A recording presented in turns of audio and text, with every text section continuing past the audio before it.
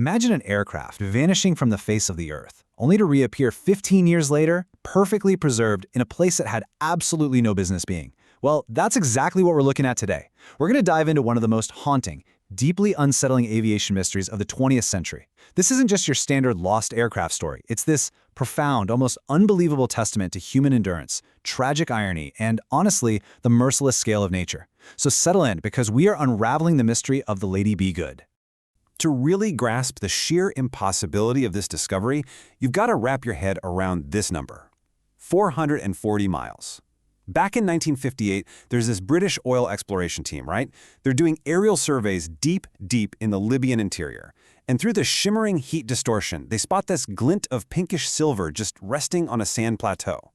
When ground teams finally make it to those coordinates, they find a B-24D Liberator bomber. It's broken in two, sure, but it is astonishingly intact. But the crazy part is the location. It was found 440 miles inland.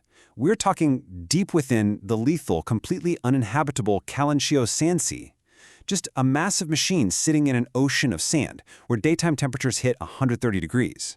So how on earth did it get there? Now, back when the plane originally went missing in April of 1943, the military search and rescue teams scoured the coastal waters of the Mediterranean. They were looking for the usual stuff, oil slicks, floating debris, life rafts. They completely assumed the bomber had just ditched at sea. But they found absolutely nothing. Zero. For 15 years, those 9 crew members were presumed dead, lost to the bottom of the ocean. But the reality they found in 1958 was so much eerier. A pristine ghost ship just resting silently in the middle of the Sahara. And when investigators actually stepped inside the fuselage of the Lady Be Good in '58, it was literally like time had stood still.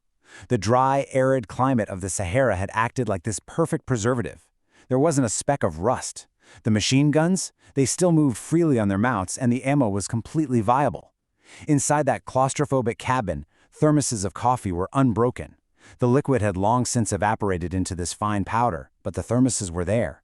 The emergency rations were entirely untouched, and the radio was still perfectly tuned to the base frequency. But amidst all this eerie, suspended animation, there were 2 glaring things missing. There were no parachutes anywhere, and there was absolutely no sign of the 9-man crew. So, to understand how this happened, we've got to jump back. Let's rewind 15 years to April 4th, 1943, Saluch Field, Libya. The Lady Be Good was a brand new aircraft, and for her young, totally untested crew of 9 guys, this was their very first combat mission. The plan was pretty straightforward: fly north, across the Mediterranean, bomb the harbor at Naples, Italy, and return south. As they strapped into the cold aluminum belly of that plane under the harsh floodlights, smelling aviation fuel and, nervous sweat, they had absolutely no idea they were about to fly right off the edge of the map.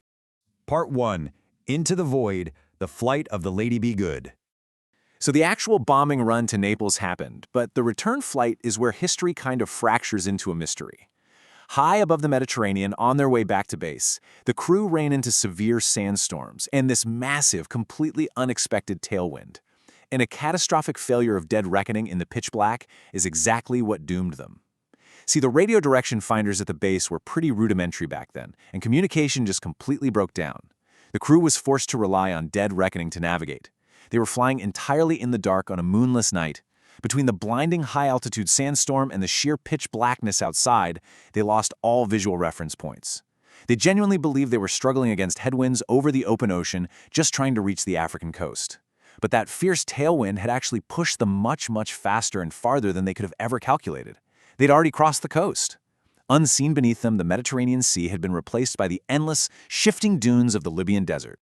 Now picture this. 2 hours past their scheduled arrival time, those 4 massive engines inevitably began to starve. The fuel needles dropped right to zero. Still utterly convinced they're flying over water, the crew makes this desperate, terrifying choice. They strap on their parachutes, crank open the bomb bay doors, and just jump out into the void. The heavy bomber glides off on its own into the dark. But for those guys falling through the blackness, the splash of cold ocean water they were bracing for never came. Instead, they slammed right into the unforgiving, hard-packed sand of the Sahara. Which brings us to Part 2, the fatal march. 8 days in the desert. So what actually happened to the men on the ground? Well, the military investigation following that 1958 discovery eventually found the crew's scattered remains.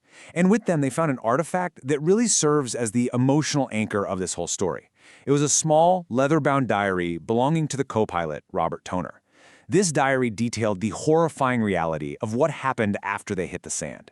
Because, amazingly, 8 of the 9 men had survived the jump and actually managed to group together. And then they made a decision. And here is the heartbreaking, absolutely fatal irony of the Lady Be Good.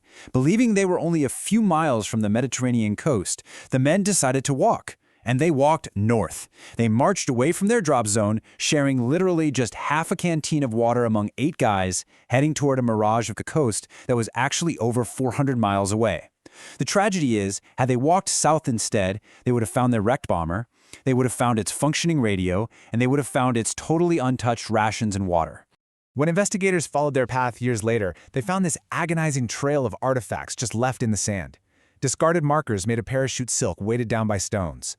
Heavy flight boots abandoned when their feet swelled up too large to wear them in the intense heat.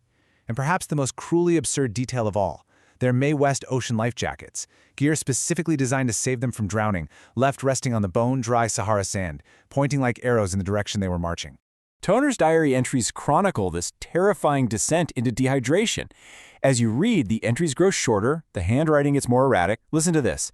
April 9th, 5th day out, still walking, very weak, sun is terrible. They marched only at night to avoid the lethal 130-degree temperatures during the day. Reading those words, you really truly feel their agonizing, profound will to live against a totally punishing environment. Which brings us to a frankly staggering number, 8 days. Medical science strictly dictates that a human being without water in that extreme of a climate should perish in 3 days tops, but the crew of the Lady Be Good walked for 8. It's an almost impossible display of human endurance. Eventually, 5 of the men just couldn't go any further and lay down together to wait for the inevitable. But a vanguard of 3 men, Hatton, Hayes, and Adams, they pushed on. Investigators would find the remains miles further north. One of them had actually managed to walk an awe-inspiring 109 miles from the drop zone. Just let that sink in. Incredible testament to human willpower, but fueled entirely by a tragic miscalculation of geography. This leads us to our final part, echoes in the sand, the aftermath. You know, the discovery of the wreck and the recovery of the crew wasn't just this major archaeological find.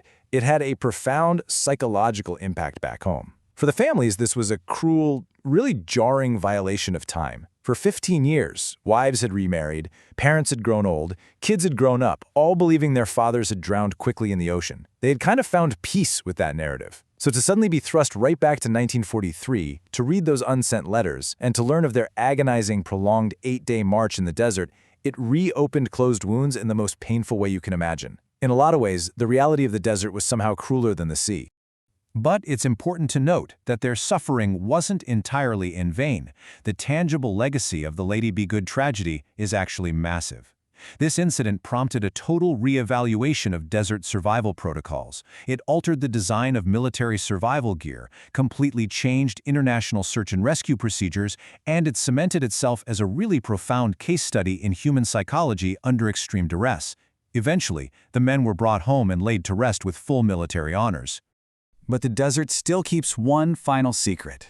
To this very day, one crew member, Staff Sergeant Vernon Moore, has never been officially found.